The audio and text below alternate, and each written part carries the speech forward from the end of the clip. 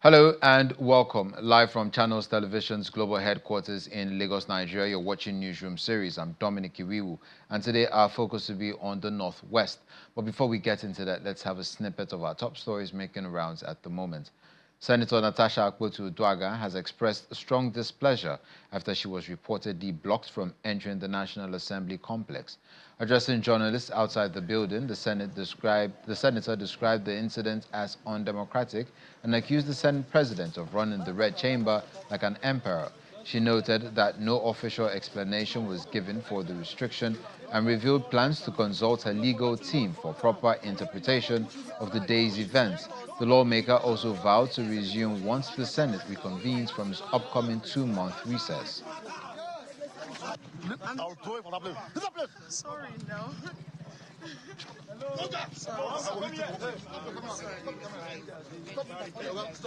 Oh, what to stop? What to stop? Are you stop? I'm channel 6. Okay, go this way. Thank you.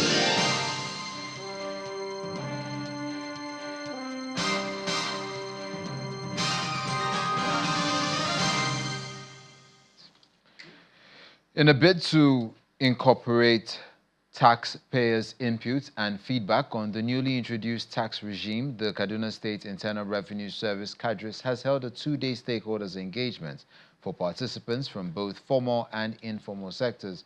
Speaking at the meeting, the executive chairman of the service, Mr. Jerry Adams, says the aim is to share critical details of the new tax law and collaboratively chart a new path for a seamless transition by January 1st, 2026.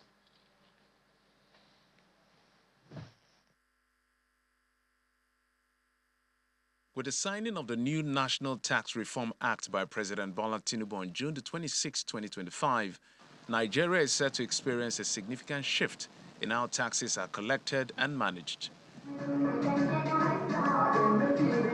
To prepare for this, the Kaduna State Internal Revenue Service held a 2-day stakeholder engagement forum in Kaduna, bringing together participants from both the formal and informal sectors.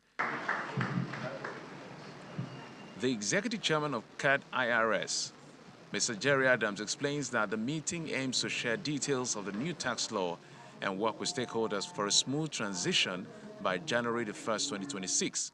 Here in Kaduna, we are more interested in what it means for the states, and more specifically, especially for state revenue service like ours, which entails and means greater empowerment to us as a government entity and the citizens of our state at large.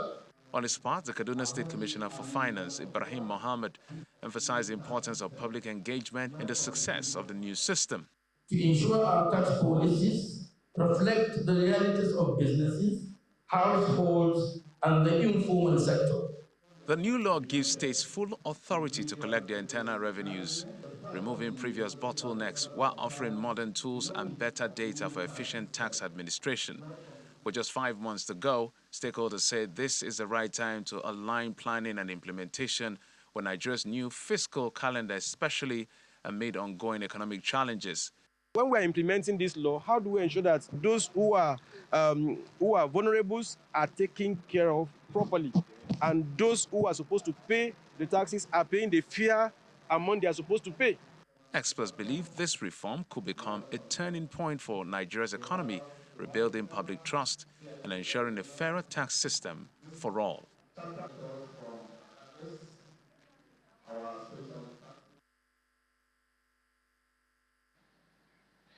The Jigawa State House of Assembly has issued a strong warning against illegal tree felling, bush burning, and other forms of deforestation, describing them as major threats to the environment and future of food security.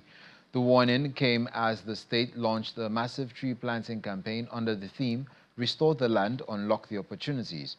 Our correspondent Sadiq Eliasu reports.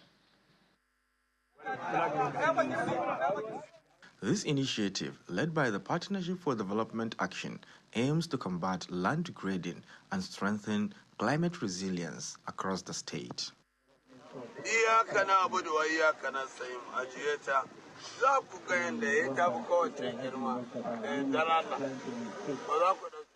So far, over 2,000 trees have been planted in Duze alone, with a focus of reviving soil health, protecting natural resources, and safeguarding livelihoods for future generations. We planted over 3,000 seedlings. And also this year, we're able to support Duce Mega School too, in having a green club student. Then also planting of seedlings. We gave them seedlings, which they also planted, and we also made an orchard for them this year. This was done by the children themselves.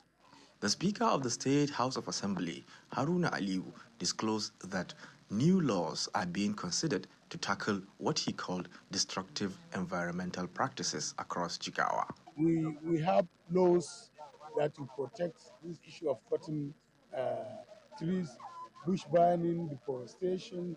We are on it now. We have do almost six amendments that affect environment. So we are trying to harmonize the whole laws into one document.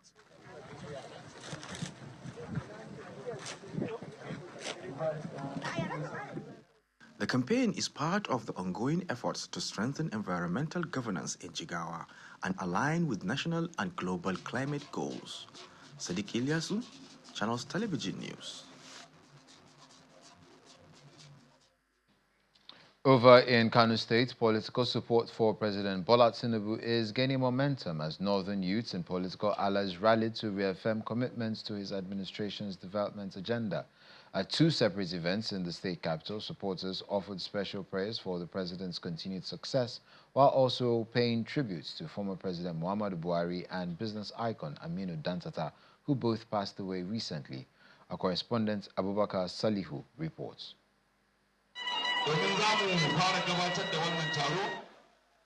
A wave of political energy and reflection swept through Kano as youth leaders and Tinubu supporters held parallel events to show solidarity with President Bola Tinubu and his vision for Nigeria. In one gathering, hundreds of youth from across the Northwest convened under the Ariwa Progressive Youth Organization to discuss national development and the future role of Nigerian youth. The convener, Salama Isiaku Rabiu, praised the resilience of young Nigerians and called for stronger involvement in policy and leadership. We in the North, with large, young and dynamic population, our vast land and strategic political voice, have duty only not to benefit from these reforms, but also to amplify their messages. Also speaking at the event, Nasiru Oji of the Federal College of Education, Potescum, highlighted the importance of inclusive policy making that reflect youth interest. What is needed is endurance, patience, and clear understanding of the process and procedures that prompted our president to chart new course of their youth, the bedrock of any society. The youth unanimously resolved to strengthen grassroots support for the president and encourage active citizenship nationwide.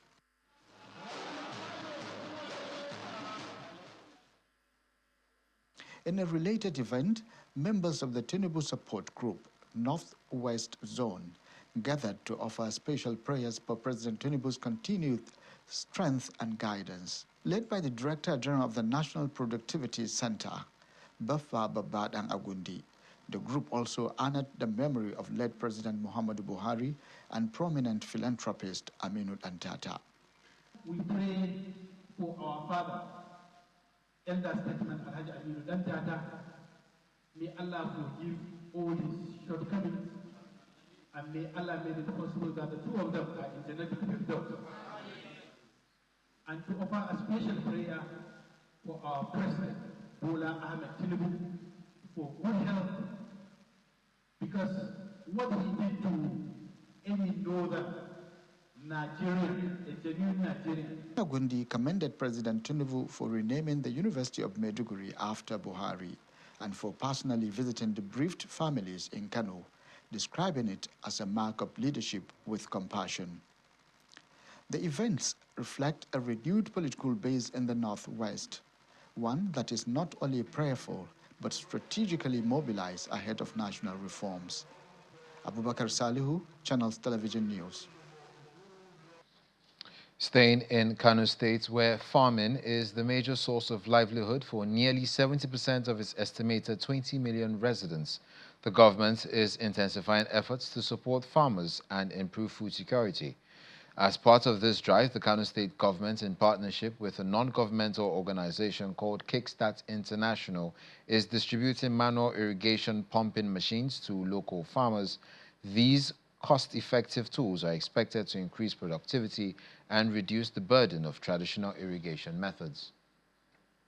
Kano rural farmers are said to provide more than 60% of food produce in the state, as the present administration of Abba Yusuf is impacting the agricultural sector with initiatives and programs to better the lot of most farmers in the state, particularly those in the local communities with hands-on technical and innovative skills. We have designed this forum to spark collaboration. It is in line with this that the Kano State Ministry of Agriculture is partnering with Kickstart organization to provide the irrigation manual pumping machines for local farmers, which will make it easier and less expensive to use on their farms. This initiative is very apt and very timely, as the government is always using, agriculture, particularly agriculture, to enhance food security and provide job opportunity among youth, both youth and women. Abdurrashid Magaji describes the irrigation pumping machine as a positive initiative to enhance local farming. We are happy to have come about this item that will reduce costs, both acquisition, running and management costs. The organization notes that the idea of the irrigation pumping machines is to aid farmers with less effort and less cost for better productivity. Simple, affordable technology is designed to help them reduce the overhead cost of production. Stakeholders at the event are going to educate the farmers through the thousands of extension workers in the state on how to use the appliance. From Kano Commercial City, Nanchin Vincent, Channels Television News.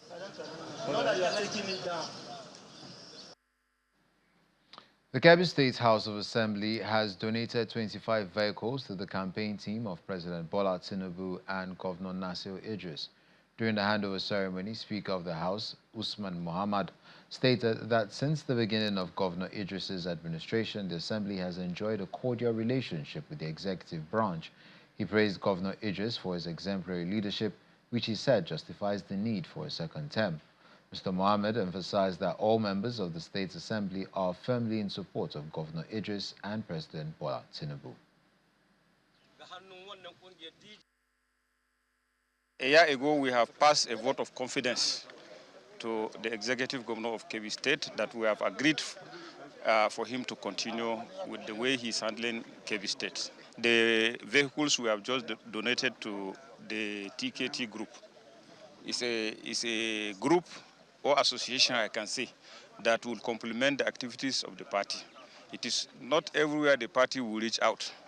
So the people of Kebbi State see it good to create an association. Back. For more on the conversation around the Kebbi Assembly endorsing President Tinubu and the governor for a second term, we're being joined by Mr. Shehu Koko, a former member of the House of Representatives who joins us from Kebbi State to explain why he believes this venture is ill-timed. Thank you for joining us this afternoon. Thank you so much. Thank you for having me, and good afternoon, Nigerians and listeners. Good afternoon, sir. Now, why should state assembly members prioritize buying campaign vehicles over addressing the pressing needs in their constituencies? Yeah, thank you very much for a very good question. And I think this question should be directed to them, but as you asked me, I have to respond as a good citizen of Nigeria and from Kebbi State and a former legislator in the House of Representatives. I think what the members did is just unfortunate, honestly speaking, because that's not a priority to what is needed, most needed by the citizens of Kebbi State. Everybody knows that currently in Kebbi State we are experiencing insecurity, we are experiencing lack of good health facilities, we are experiencing a lot of things, even poverty. People are seriously in hunger. I think most important thing for them, most important things for them to do is to find a way of cushioning the effect of present situation of citizens in Kebbi State, not to buy vehicles for campaign, honestly, which is not to buy vehicles for campaigns, which we know even by law, no campaign should be kickstarted by electoral act, which everybody knows. So I don't know why, as a lawmakers, as the representative of the good people of Kebbi State, now they will engage in buying campaign vehicles. I think this is ill time and it's very unfortunate. It's condemnable by me and by a lot of Kebbi State indigenous. Now, what message does it send to constituents when lawmakers invest in political promotion rather than community development? Like I've said now, it's very unfortunate and irresponsible act for now, honestly speaking, because, and I believe we know Kebbi and most Nigerians, they know Kebbi, what is happening in Kebbi. And go to our local villages and you look at our health facilities where there's no drugs, no medical personnel. I think they should gear toward, they should put more energy in doing that than buying campaigns vehicles for now. You know, everybody knows that election in the 2027 election, we still have like 17, 18 months to do it now. But even by law, it's against the Electoral Act for them to engage in such kind of act for now. And for them to better the life of Kebbi people and their representatives, like I've said, there are a lot of things what they are supposed to do, not to just buy campaign vehicles for now, which is a misplaced priority, honestly speaking. That's what I want to say in short. Now, you've stated that these donations are a misplaced priorities. Further, are such donations a reflection of misplaced priorities in terms of from the government side, or is it from public service? Who exactly is to blame in this situation? The blame should go to the legislators in Kebbi generally, because everybody knows, as a former member of the House of Reps, we know the constitutional duty of a legislator who was elected by the citizens of their people to represent them well, to maybe to engage in the act that will cushion the effect of the hardship, to cushion the effect of insecurity in the Kebbi State. Everybody knows that the Kebbi South and Kebbi North, they are suffering from insecurity.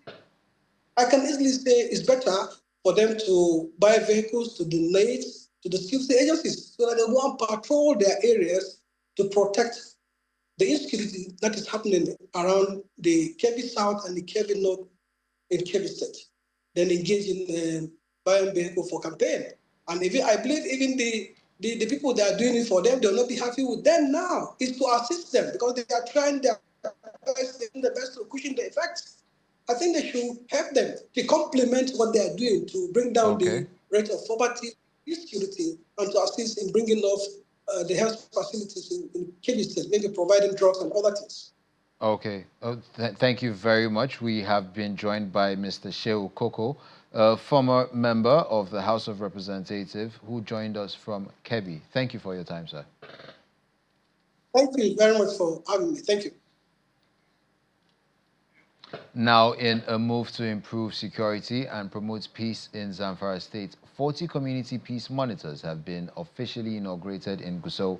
The initiative, supported by Clean Foundation, aims to involve local people in detecting early signs of conflict and working with security agencies to reduce violence in rural communities.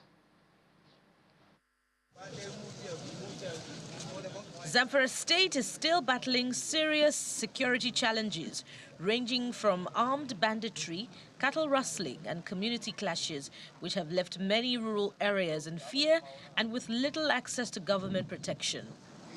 Enjoy safety and security. To address this, Clean Foundation has introduced a new community-based strategy to support peace building at the grassroots. Civil-military relations refer to the interaction between security forces and civilian population. When these relationships are weak or marked by mistrust, insecurity worsens. Speaking at the inauguration in Gusau, Program Manager of Clean Foundation, Ebere Mbayagu, explains that 40 individuals from Gusau and Bungudu local government areas have been trained to monitor early warning signs, help resolve small disputes, and share useful information with security agencies. We'll be eager to see how this group are working together in unity to resolving the issues in the state. The area commander of the Nigeria Police Force in Gusau, Mohammed Abubakar, also emphasized the importance of trust and cooperation between security agencies and local communities. Police is out to ensure that all these ugly situations are tackled head-on. He encouraged the peace monitors to remain active and honest in their duties to help prevent violence before it spreads. Representing the Zamfara Community Protection Guard, Sadiq Umar said the role of community members in security cannot be overstated, especially in places where formal presence is weak. With this training, we will have more and more power to carry all security agents and work together to show them wherever there is anything which is known by us all the areas, because we are the one who comes from the community. And as Zamfara State continues to seek lasting peace, grassroots solutions like this are seen as an essential step forward. As insecurity and banditry continue to threaten lives and livelihoods in northwestern Nigeria, students across the region are using education to make a difference. An essay competition organized by the Umaru Shinkafi Legacy Foundation is spotlighting how young voices can offer powerful solutions to the crisis. The fight against banditry in the Northwest is taking a new turn through words and ideas. At regional essay writing competition, students from tertiary institutions across Sokoto, Kebbi and Zamfara states have come together to tackle the theme, the socio-economic implications of banditry and kidnapping in Nigeria. More than 600 students submitted essays, a clear signal that young people are deeply concerned and ready to contribute solutions. Organizers say the top 3 essays will be shared with security agencies and policymakers to help shape people-driven approaches to curbing violence. The person that came first was the person that was kidnapped, so he shared his ideas, his spirit, his negative experience, what has happened. One of the highlights comes from Abubakar Idris, who has won the first place. His essay is drawn from personal experience. He was kidnapped shortly after writing his final exams. I was kidnapped on Tuesday along Gundumi Road after I have completed my examination of 100 level. I spent 18 days before I was released, and a ransom of 2 million and something was given to the bandit for my release. Participants like Umusulaim Rufai believes that the competition should continue annually as it gives students a voice in Nigeria's security conversation. Bringing up this program, this topic as a topic of discussion is very important, and the mindset of the youth of how we can tackle this. If those essays have to be read and of course implemented, will eradicate, inshallah, this kind of insecurity challenges in the north. To reward their efforts, winners receive a tricycle for first place, a motorcycle for second, and 1 million naira for the third prize. For these young Nigerians, it's more than a competition, it's a platform for change. More condolence visits are being paid to the families of Nigeria's former president. General Muhammadu Buhari retired in his hometown of Daura, Katsina State. Among the latest dignitaries to pay tribute are Governor Caleb Mufwang of Plateau State and Governor Abu Kaifas of Taraba State, alongside several traditional rulers and public officials. The Daura residence of the late President Muhammadu Buhari remains active 8 days after his passing as people continue to visit and console his family.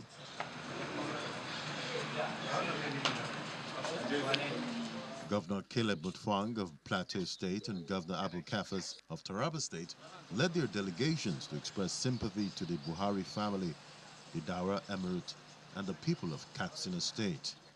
We have come to pray with the family that God will condole the family and help them grant them the fortitude to bear this loss. He was our leader, and I pray that God will give them the grace to bear the loss. Several traditional rulers and political leaders were also present to pay their respects. Among them was the Director General of the National Pension Commission. He's a man who has served this nation and did the best he could and has left it to the rest of us. He's also a man of integrity.